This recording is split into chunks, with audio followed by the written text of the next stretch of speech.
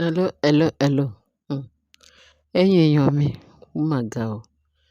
Ẹ kú alẹ́, ẹ kú àsán, ẹ kú alẹ́, ẹ kú àárọ̀, ẹ kú gbogbo, ẹ kú ìyálẹ́ta, ẹ kú gbogbo ibikíbi tẹ wà tẹ́tí ń gbọ́ wa. Ẹ ṣé gan, kú tẹ́tí sí wa. Kì í máa ṣe kí iṣẹ́ rí àwọn Ọláfúgìdì, àwọn elders méjì tí ogun jayé padà. Wọ́n bá ní èní ló yẹ kan sìn wọ́n. Bí àwọn ọmọ olókù, àwọn olókù ṣe mọ̀ pé méjì ni wọ́n, àwọn olókù part 1 and 2. Wọ́n bá ní àwọn ò lè sin òkú yẹn just like that.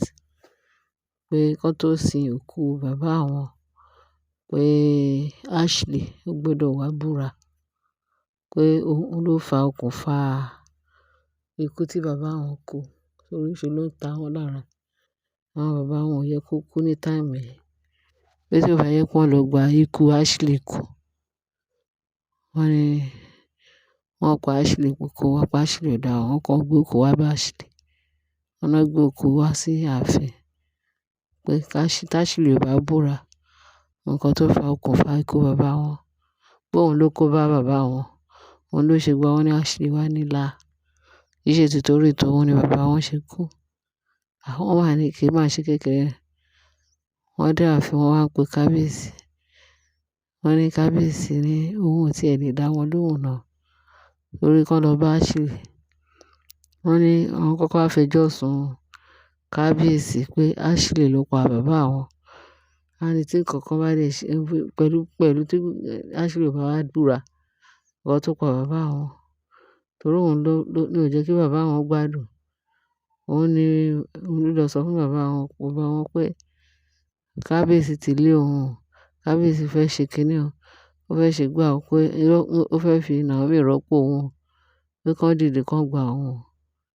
Pé therefore pé òun ò ní gbà kán dìde kán má wò wọ́n.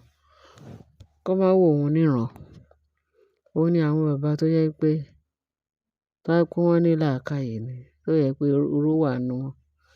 Iṣẹ́ ọwọ́ wọn ló jẹ náà jèrè ẹ̀ yẹn.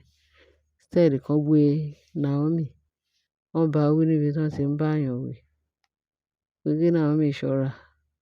Kó má ṣe ibi, kó má ṣe kà kán fún ní advice. Bó ṣe wá jẹ́ kí Naomi kékeré yẹn ló wá pa wọ́n dànù. Àìmọṣẹ́ kọ̀. Òun ni nǹkan tó pa wọ́n yẹn. Wọ́n ní Ashley yarí fún wọn pé òun kọ́ o. Wọ́n ní ṣèbí Ashley ló wá rojọ́. Pé kí bàbá wọn dìde kí bàbá wọn wá rescue àwọn. Nítorí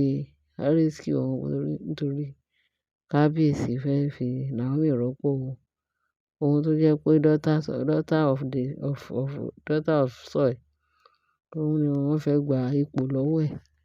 Kì í ṣe ìṣojú òun ni Naomi ti fẹ́ gba ipò lọ́wọ́ Ashley. Wọ́n ní bí àwọn bàbá wọn ṣe wá jẹ́ iṣẹ́ kí iṣẹ́. Wọ́n ṣà ní àwọn fẹ́ gbèjà Ashley. Wọ́n ṣe mú orúkọ Ashley àtàwọn ọmọ Ashley lọ sílé. Ilé babaláwo nìyẹn. Kó ogun jayé wá lọ bá wọn bẹ́ẹ̀ ló strike wọn down. Wọ́n ló ti strike àwọn kan wọ́n dìde wọ́n tàtú tó bá lè ṣe ètùtù fún wọn. Wọ́n máa dìde pé bẹ̀tẹ̀ ètùtù àwọn bàbá yìí ò gbà o. Kí nígbà tí wọ́n bá kábíyèsí. Pé ibi tó ń lọ. Pé wọ́n wà ló ń jẹ́wọ́ fún kábíyèsí pé kí kábíyèsí jọ kó gbà wọ́n. Kó bá wọn bẹ ogun jayé kó ogun jayé lè fi kó fojú fo gbogbo ẹ̀ṣẹ̀ wọn dá.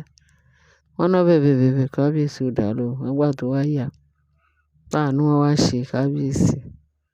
Pé bí kábíyèsí ṣe lọ ra ẹran mẹ́ta. Wọ́n ní ògúfe kan, ewúrẹ́ kan àti màálù méjì ó wá jẹ́ mẹ́ta ṣá. Wọ́n fi appease àwọn òṣèrá yẹn. Wọ́n ní wọn gbà wọ́n lógun jayé gba odindi màálù kan. Wọ́n ṣe ètùtù gbà ó. Wọ́n ní ogun jayé kò tí ì dá wọn lóhùn. Àwọn Ifásiràn méjì wọ́n tún ṣe. Wọ́n ní wọ́n kàn fi kábíyèsí ṣe rẹ́rìn-ín ni. Pé ó ì tí dàkọ mọ̀. Wọ́n gbọ́ ọmọ adìyẹ yẹn lọ́wọ́ ikú. Ó ní kán fi sílẹ̀ kó lọ jẹ. William fún pé kó fi àwọn people yẹn lẹ̀ o. Wọ́n ní àwọn Ogunjaya ò tiẹ̀ dá wọn lóhùn. Nígbà tó wá sú wọn náà gbé lọ sí hospital. Wọ́n ní àfi ìgbà tí Ogunjaya ti pa wọ́n dànù. Pé gbogbo ètùtù àtẹbọ tó ń ṣe pé Ogunjaya ò gbà. Pé òun ló wá fa gbogbo ikú wọn. Wọ́n ní now pé kábíyèsí ṣẹ̀ṣẹ̀ dé láti UK. Ló bá wá dìgbàdìgbà pé àwọn fẹ́ ṣe Ashley ní bákan. Wọ́n fẹ́ ṣe torí Ashley ló jẹ́ kí bàbá àwọn kú. Pé wọ́n nígbà àfi tí Ashley bá máa búra fún àwọn pé kì í ṣe òun ló jẹ́ kí bàbá àwọn kú. Wọ́n ní Ashley wá ní kì í ṣe òun. Pé láíláí pé òun ò lè búra kankan. Wọ́n lóun náà yẹn ń fà lọ́wọ́ ńsìn. Instead kan lọ sìnkú wọn. Wọ́n ní Ashley.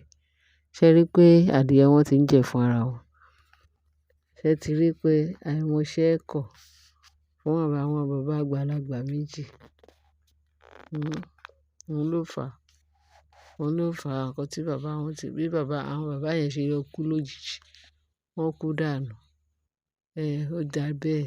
Wọ́n á fi kọ́ àwọn tó kù lọ́gbọ́n. Ṣé Ashley tí ẹ̀ feel romance? Ẹ rí Tóyìn ṣe gàlégàlé. Tíṣẹ́ ibi yẹn tó ń fà pé kó níṣo, kó ń fà pé kó níṣo. Ẹ ṣe bí àwọn bàbá ẹ̀ ló ti kọ́kọ́. Wọ́n ti gba ọfà Ogunjaya. Tóun náà bá gbọ́ ọfà kò ní ṣe tuntun. Ẹ rí pé àwọn ara wọn náà ṣe ra wọ́n sí. Bẹ́ẹ̀ ni.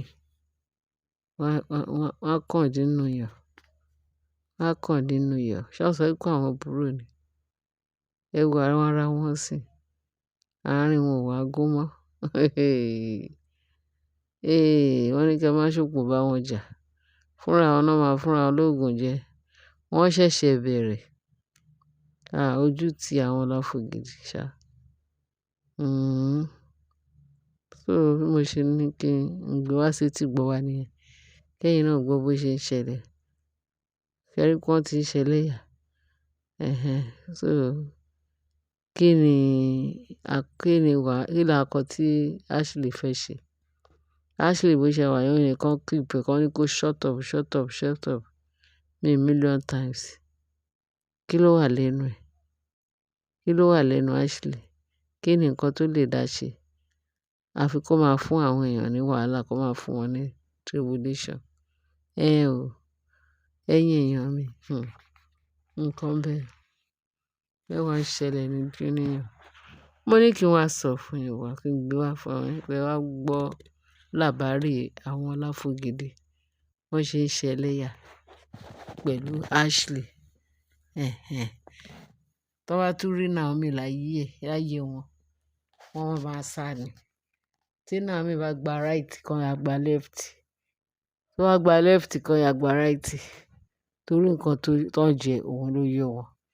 Ẹ̀yin èèyàn mi, ẹ ṣé jèrè. Eléyìí ìtàn yìí dùn dáadáa. Ó dùn dáadáa. Irú eléyìí la máa rí. Bẹ́ẹ̀ ni. Kọ́ máa ṣẹlẹ́yà nìṣó. Kọ́ máa ṣẹlẹ́yà nìṣó. Ọpẹ́ ni fọ́lọ́run lókè ọ̀run. Kudos to Ogunjaya o. Nígbà tó ń sọ fún wọn gàlégàlé. Ṣé ẹ mọ̀ pé ara Ashley ò tíì rọ̀? Gàlégàlé yẹn yìí wà lára ẹ̀. Òun náà yìí máa kàn nínú iyọ̀. Ẹ̀yin èèyàn wa ẹ ṣé gan bí ẹ ṣe ń tẹ́tí sí wa. Ẹ jọ̀ọ́ ẹ bá mi share kí ẹ bá mi like. Kẹ́ ẹ dẹ̀ wá subscribe. Ẹ ṣé gan. Bye.